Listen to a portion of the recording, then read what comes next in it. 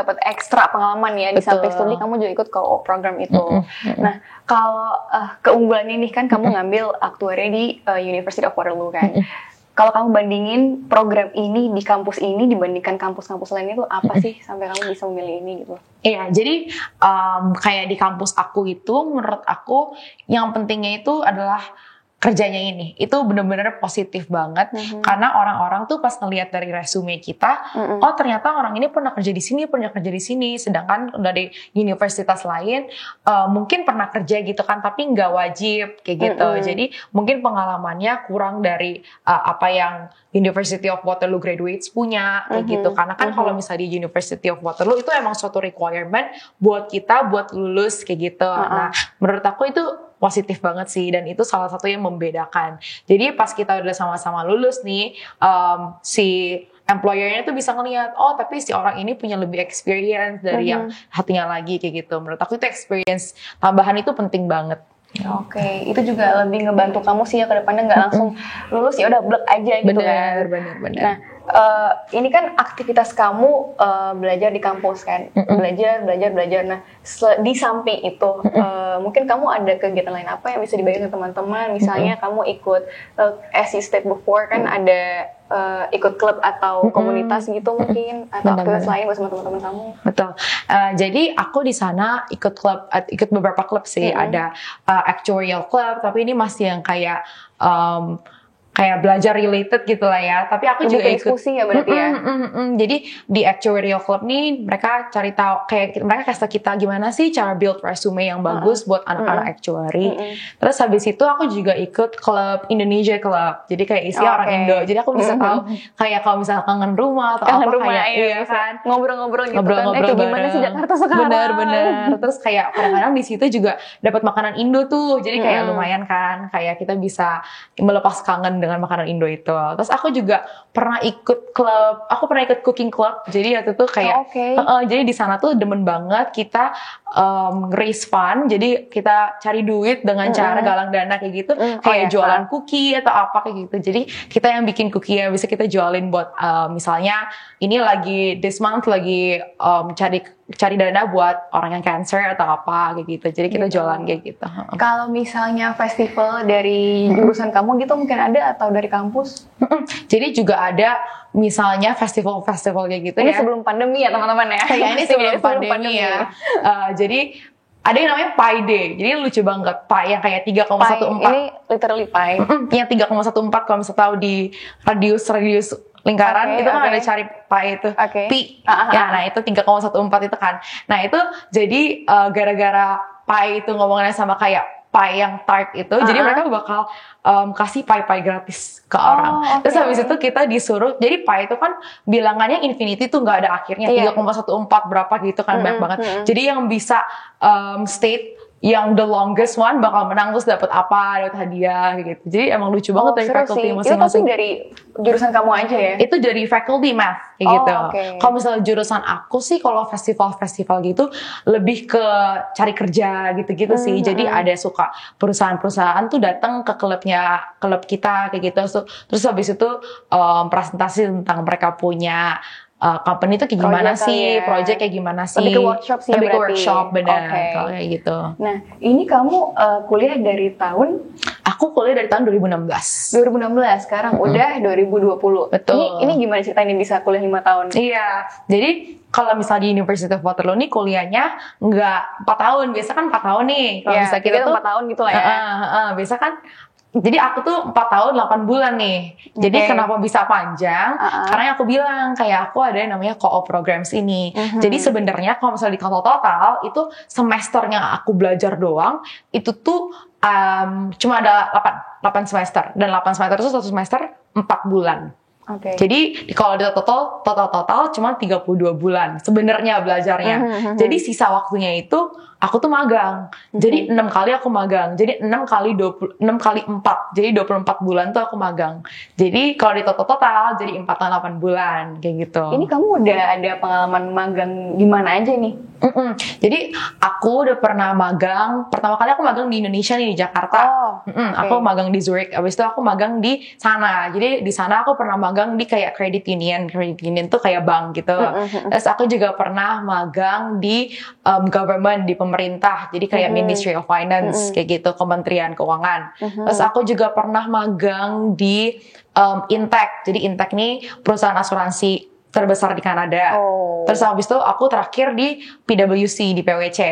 Gitu. Habis itu aku bakal kerja lagi nanti di Intech ini lagi. Aku bakal balik. Abis ini. Jadi abis ini aku bakal balik ke Kanada September buat kerja langsung lagi. Langsung kerja lagi teman-teman. Gitu. Ini pengalaman magang kamu nih yang paling berkesan di perusahaan yang mana? Aku suka banget sih sama perusahaan yang bakal aku balik. Jadi Intech ini. Jadi aku kerja sebelumnya udah pernah di Intech, terus aku decide buat return Intech lagi kayak gitu. Kenapa kamu pengen balik lagi? Jadi aku demen banget sama work environment mereka. Menurut aku kantornya tuh muda dan kantornya tuh open minded banget gitu.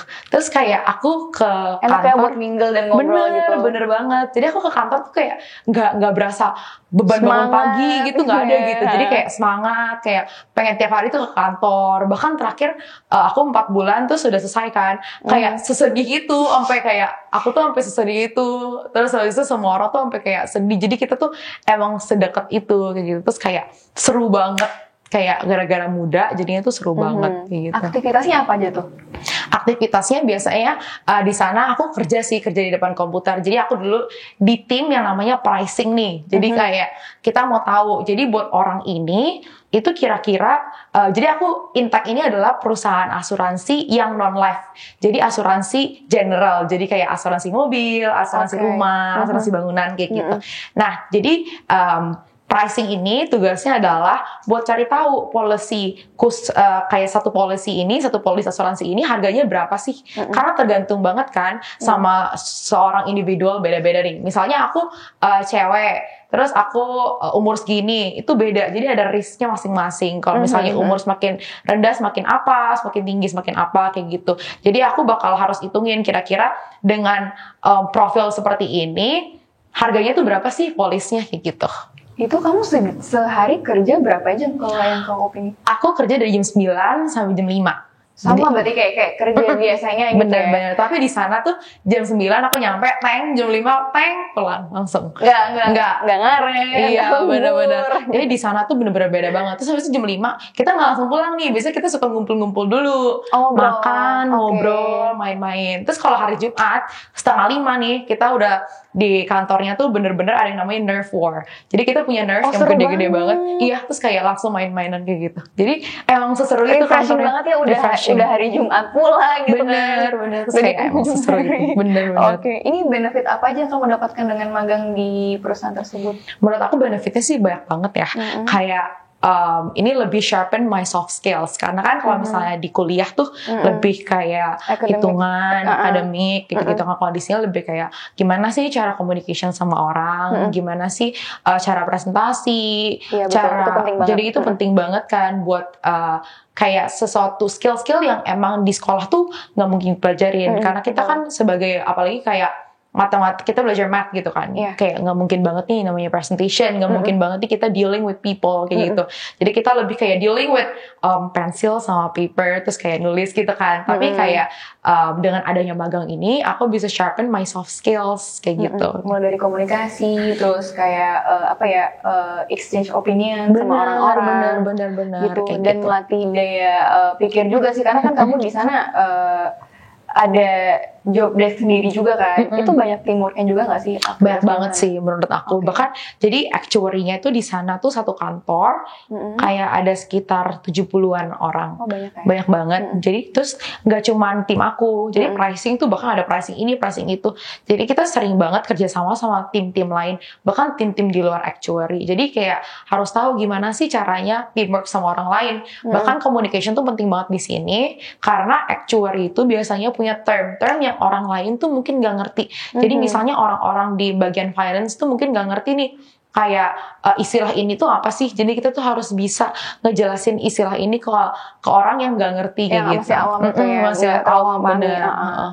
Oke, itu tadi cerita Evelyn ini mengenai studinya dia, aktuaria, dan juga pengalaman magang. Siapa tahu teman-teman juga tertarik kan buat studi di Kanada karena ada program co-op-nya. Betul. Nah, kita mungkin ke kehidupan kamu di Kanada ya. Boleh.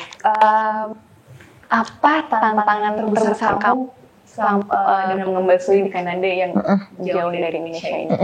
Menurut aku sih nomor satunya culture shock ya. Jadi beda banget nih culture-nya nih.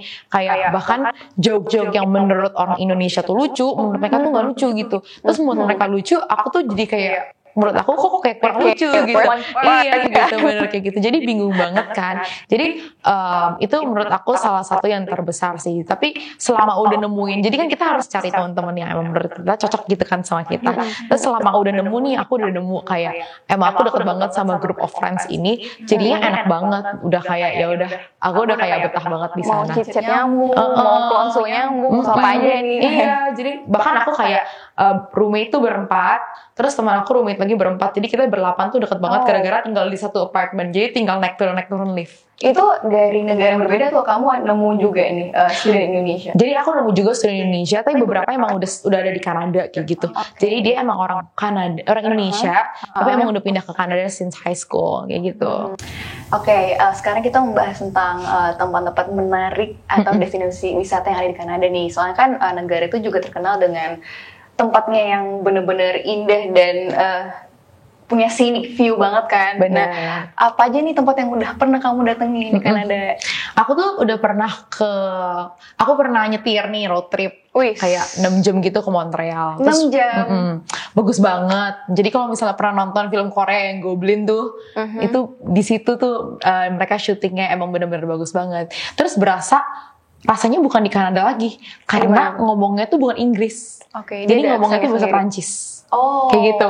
Terus kalau misalnya kita ngomong Inggris, kadang-kadang tuh mereka nggak ngerti. Terus iya kayak gitu. Jadi kamu komunikasinya gimana nih sama orang-orang lokal? Jadi kadang-kadang lumayan susah. Jadi kalau misalnya mereka ngomong Inggris, itu selalu ada aksen-aksen tertentu. Terus suka banget kan orang Kanada emang suka banget nih nanya-nanya orang kayak di jalan gitu kan, misalnya nanya jalan, nanya apa gitu kan. Terus suka banget didatengin, terus tiba-tiba dia ngomong in French, terus kita langsung kayak, aduh sorry banget nih, kita nggak ngerti gitu. Iya. Jadi menurut aku Montreal bener-bener bagus banget sih. Kayak kotanya tuh kayak vintage kayak gitu. Tapi kalau misalnya mau scenic yang lebih kayak gunung-gunung gitu, harus banget ke Vancouver. Kayak daerah Vancouver gitu, emang bener-bener bagus. Isinya itu pegunungan es Kanada gitu. Itu kamu udah pernah kesana juga? Udah. Dingin banget atau? Tapi enggak sih, Vancouver itu enggak sedingin kota aku. Enggak. Kota kamu berarti dingin banget ya? Dingin banget nih, bisa. Kalau misalnya udah minus 20 nih, aku udah kayak, aduh nggak keluar deh kayaknya. Astaga, itu dingin banget sih minus 20. Berarti kamu kalau dulu nih masih sebelum pandemi ya, itu kalau ngampus outfitnya pasti yang tebel-tebel banget. Iya, jadi aku dalam pakai baju kaos nih misalnya, terus aku pakai sweater nih, double lagi. Terus habis aku pakai lagi jaket yang bener-bener tebel banget gitu. Berarti itu 3 lapis. 3 lapis, iya. Kalau kayak gitu, kamu kesulitan nggak sih saat belajar pas cuaca-cuaca kayak gitu atau enggak juga udah biasa sih, ya? Udah biasa ya, karena mungkin kan ada kalau dalam ruangan heater, ada segala macam kan. Jadi kalau belajar sih nggak kesulitan. Yang kesulitan nih kalau jalan nih. Kalau jalan, iya, belum dengan anginnya. Bener banget. Terus kalau misalnya ada es, jadi misalnya ada es yang kayak bener-bener es bukan salju, dia ada es gitu. Aduh, aku sering banget tuh jatuh. Emang, karena slippery banget. Iya, slippery banget. Aku udah pakai sepatu boots gitu-gitu tetap nggak bisa. Aku pasti jatuh punya. Gitu. Ya ampun, ini seru banget ya teman-teman. Kalau mau tahu kisah studi Evelyn di luar negeri di Kanada, itu mulai dari kampusnya, mulai dari program studi yang diambil, sampai dengan tempat wisatanya nih, dengan hari-harinya juga. Nah, kita udah mulai ke penghujung acara ini.